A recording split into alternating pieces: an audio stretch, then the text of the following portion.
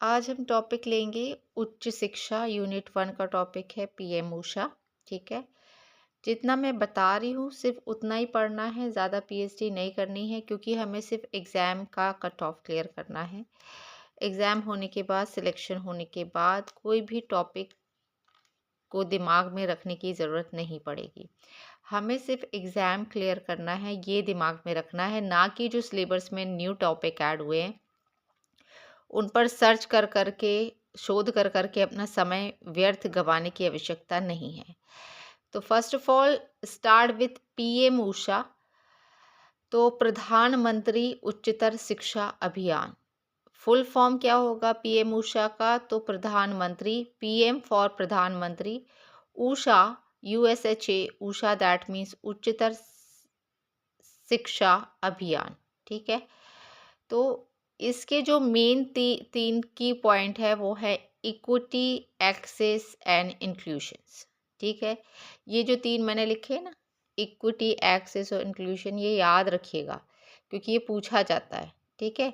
तो प्रधानमंत्री उच्चतर शिक्षा अभियान, तो जैसे पुराना सिलेबस था उसमें क्या मेंशन था? रूषा था। ठीक है।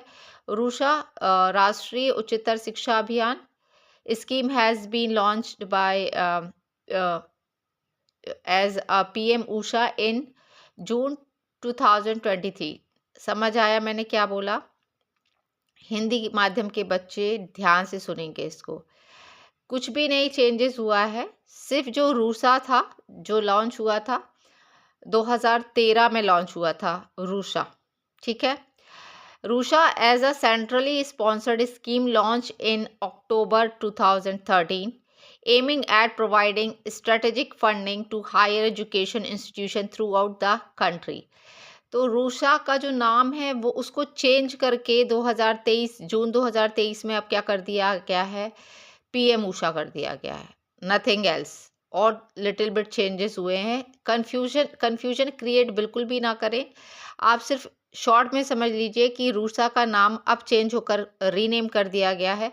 जैसे हमारा जो शिक्षा मंत्रालय था उसको मैं एग्जाम्पल के थ्रू समझा रही हूँ। पहले हमारा जो शिक्षा मंत्रालय था उसको ह्यूमन रिसोर्स डेवलपमेंट डिपार्टमेंट के नाम से जाना जाता था, है ना।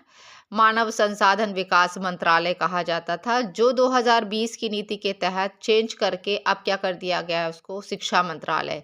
सेम अप्लीकेबल होता है रूसा पर। रूसा को जो 2023 में 13 में लागू किया गया था अक्टूबर में, वो अब उसका रीनेम किया गया है जून में 2023 में, जो अब जाना जाएगा पीएम ऊषा के नाम से।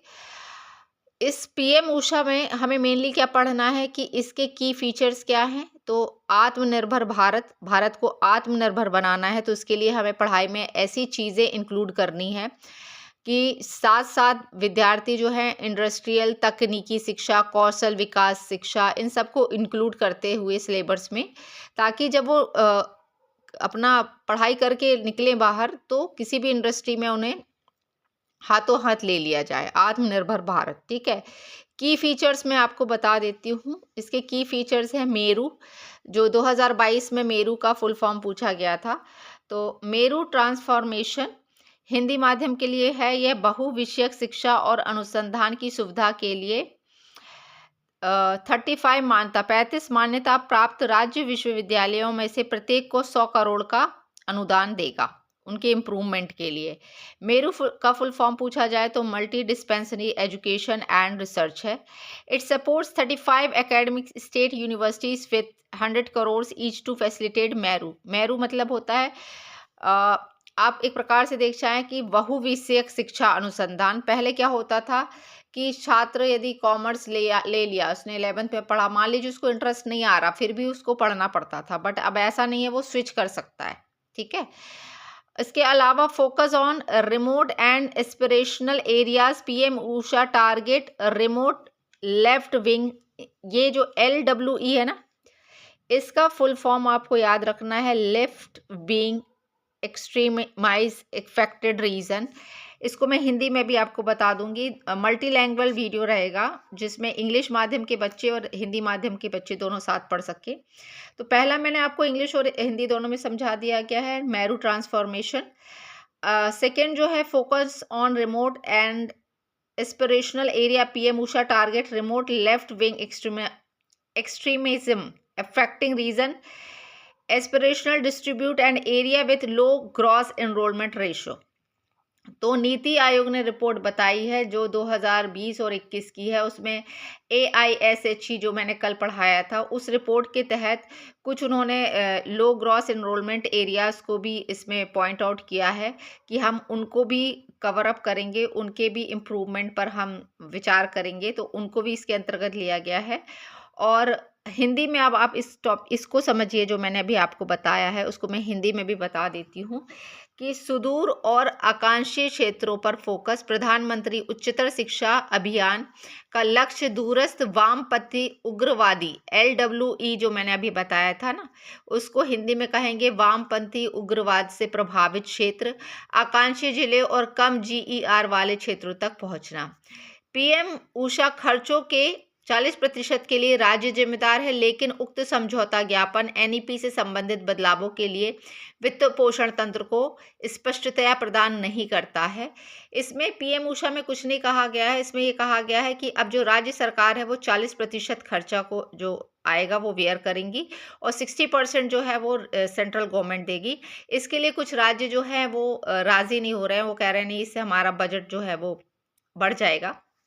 तो उसी को लेकर स्टेट और सेंटर में खींचातानी हो रही है। इसका नेक्स्ट फीचर क्या है? लैंगिक समावेशन और समानता के लिए समर्थन।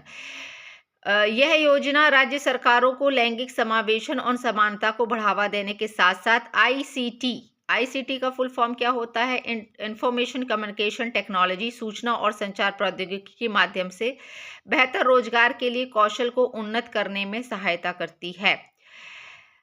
फोर्थ फीचर जो है वो मॉडल डिग्री कॉलेज। यह योजना नए मॉडल डिग्री कॉलेजों के लिए अनुदान अंतरित करती है। विश्वविद्यालय का विकास, विश्वविद्यालयों का भी विकास होगा, जिनको चाहे वो एग्रीगेट हो या नॉन एग्रीगेट हो, दोनों को उनके इम्प्रूवमेंट के लिए सरकार जो है वो अनुदान देने के लिए बाध्य होगी। अब इसी चीज़ को मैं इंग्लिश में आपको बता देती हूँ। To improve the quality of teaching faculty training would be supported specially with the help of digital infrastructure. ये जो मैं नाम पढ़ रही हूँ ये पेपर में आएगा, यदि तो इसका फुल फॉर्म पूछा जाएगा तो Pandit Madan Mohan Malaviya national mission on teachers and teaching.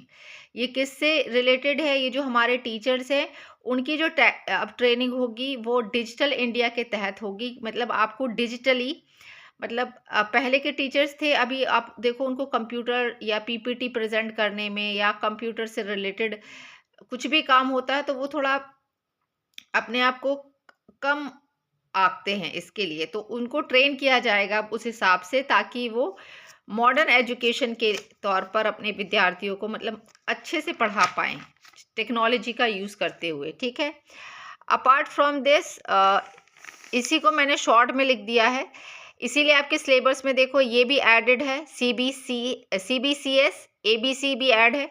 ठीक है, तो improving the quality of learning the multiple entry and exist program. जो 10th के बच्चे हैं, यदि पसंद आया सब्जेक्ट तो ठीक है, अदरवाइज आप एग्जिस्ट करके दूसरा सब्जेक्ट ले सकते हैं। CBCS का फुल फॉर्म यदि आता है तो this is choice based credit system. ठीक है, चॉइस बेस्ड क्रेडिट सिस्टम, इसके लिए भी मैं अलग से वीडियो डालूंगी, अभी मैं सिर्फ शॉर्ट में बता दे रही हूँ। ABC that means academic bank of credit, ODL that means open distance learning. PM Usha aims to cater the 5 pillars of the NEP 2020 equity, access and inclusion by promoting multilingual and providing opportunities to underprivileged। का भी मैं आपको बता देती हूँ कि इसमें क्या दिया गया है। जो फंडिंग है उसका अब क्राइटेरिया जो था वो मैं बता दे रही हूँ, पहले कुछ और था, अभी जो हुआ है वो बता देती हूँ फंडिंग कैसे होगी। तो 9:10 फॉर सर्टेन स्टेट्स में कौन होगा, मतलब 90% स्पॉन्सर कौन करेगा, केंद्र सरकार करेगी और 10% राज्य सरकार वेयर करेंगी। ऐसे कौन से स्टेट हैं जिनको 90 और 10 के अनुपात में रखा गया है?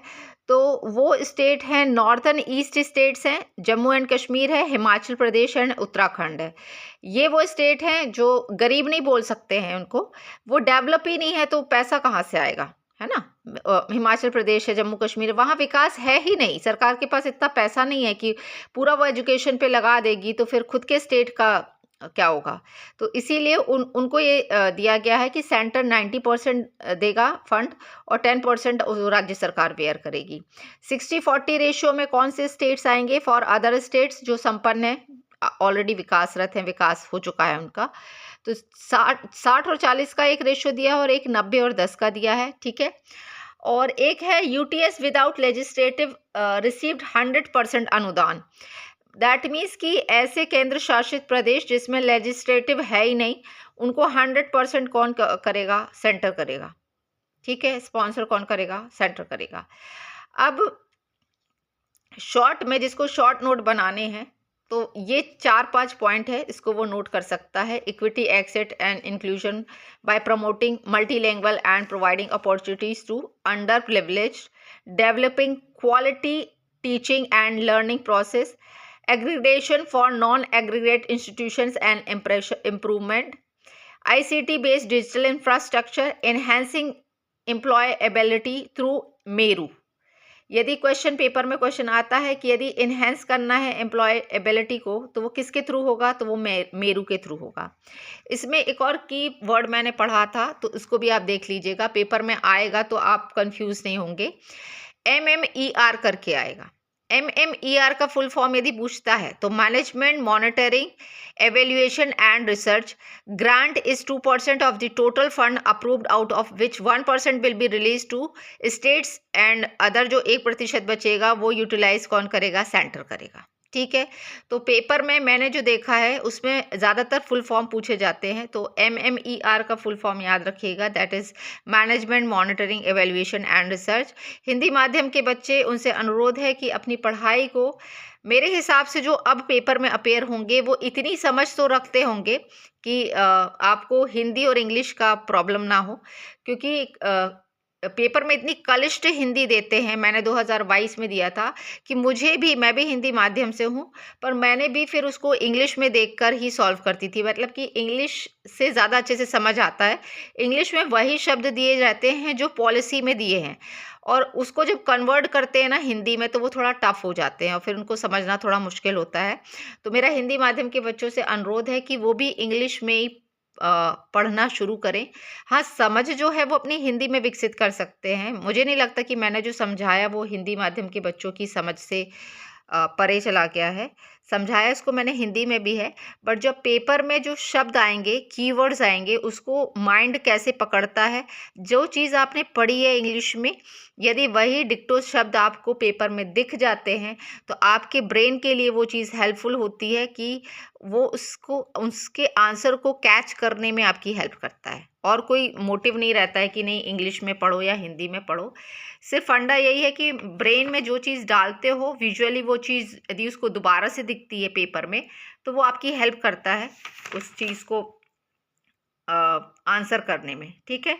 तो आपको मॉडल डिग्री कॉलेज है, विश्वविद्यालयों का विकास है, चाहे वो एग्रीगेड प्राप्त हो, एंड नैक के थ्रू जो कहते हैं ना ग्रेडिंग है वो मिली हो चाहे ना हो। स्टेट में जो विश्वविद्यालय हैं उनको भी अनुदान मिलेगा, जो स्कूल्स हैं उनको भी अनुदान मिलेगा। मॉडल डिग्री कॉलेजेस खोले जाएंगे, लैंगिक समावेशन किया जाएगा। सुदूर जो क्षेत्र हैं जहां नक्सलवाद है, वामपंथी है, उग्रवाद है, उधर पे भी ध्यान दिया जाएगा जहां GER रेशियो कम है। तो दीज आर दी की पॉइंट्स जो आपकी पेपर के लिए बहुत ज़्यादा रिलेवेंट है। इसके बाहर PhD करने की आवश्यकता बिल्कुल भी नहीं है। इतना पढ़ लोगे, क्योंकि यदि एक ही टॉपिक को पढ़ने बैठोगे तो अभी जो सिलेबस है और जो पेपर की टाइमिंग है, उस हिसाब से उस सिलेबस को नए बच्चे तो बिल्कुल नहीं कवर कर पाएंगे। मैं हवा में बिल्कुल भी बात नहीं करती हूँ, क्योंकि मैं 2022 की स्टूडेंट हूँ, मैंने पेपर दिया है, तो मुझे पार्ट ए पढ़ने के लिए उतना डिफ़िकल्टी नहीं होगा, ठीक है, वो मेरा ठीक है मध्य प्रदेश। पार्ट बी है तो जो सिलेबस मैंने पिछला पढ़ा है उसमें जो चीज़ ऐड ऑन हुई है बस उन्हीं को देखना है। बट अब जो नया विद्यार्थी है, और कई कहते हैं ना नहीं सेल्फ स्टडी से हो जाएगा, इससे 2 महीने में आप खुद बताओ, इतना वास्ट सिलेबस है, कैसे कवर अप कर लोगे? 2 महीने नहीं, लोगों को एमपीपीएससी के लिए सालों साल लग जाते हैं, 4-4 5-5 साल लग जाते हैं उस सिलेबस को समझने में। और अभी जो सिलेबस पटका है सर पर, तो दिया है फालतू की चीज़ें और ऐड कर दी हैं, कर दी हैं। ऐड करने से कुछ नहीं होता है, बच्चे को एटलीस्ट समझ तो विकसित हो, उसको समझ में तो आए पहले सिलेबस में बोल क्या रहा है। डीबीटी भी दे दिया है, डीएसटी भी दे दिया है, डिजी लॉकर भी दे दिया है, ऊषा दे दिया है, स्वयं दे दिया है। तो पहले आपको समझना भी तो पड़े कि ये स्वयं क्या है। उसमें इतने सारे एक्ट, पहले तो एक ही एक्ट था, वो विश्वविद्यालय 1973 वाला। अब इतने सारे एक्ट भी दे दिए हैं, आयोग भी जोड़ दिया है, फलाना आयोग है, ये वाला आयोग है। उसके बाद एक और दे दिया है, वो इंडेक्स है नीति आयोग का, एसडीजी है।